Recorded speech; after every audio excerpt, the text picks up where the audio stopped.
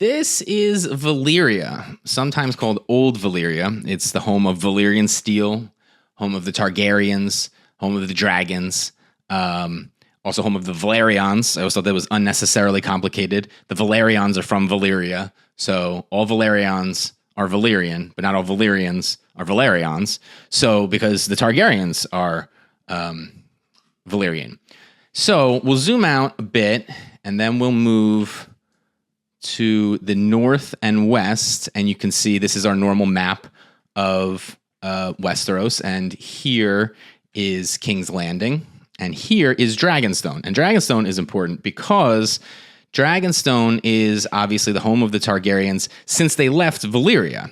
So Valyria, you can see, is this shattered peninsula, and it says here the smoking sea, lands of the long summer. And what happened about 100 years prior to Aegon's conquest, which was 300 years prior to like when Game of Thrones starts, this main story, this peninsula was destroyed because 14 volcanoes all erupted at once and shattered everything.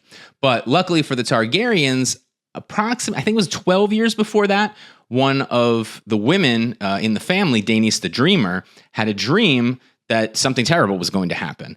And she was right, and the Targaryens all flee and basically like pack their bags and go to Dragonstone and are there when this apocalypse happens, and they're safe and they have some dragons and they suddenly become like this huge force. But for a long time, they stay here on Dragonstone, and it isn't until Aegon the Conqueror, which again was 100 years after Valyria was destroyed, is when Aegon decides that he's going to sail the King's Landing. That's why King's Landing is called King's Landing, because that's where the king landed. And decide to conquer Westeros. But yeah, this is Old Valyria. Obviously, since it's like destroyed, Valyrian steel comes from there, and it's so rare because of this apocalypse that's occurred. Valyria was also like it's an empire in its own right, and they had a lot of wars versus the Giscari, which is over here. And here you can see Astapor, Yunkai Marine, Slaver's Bay.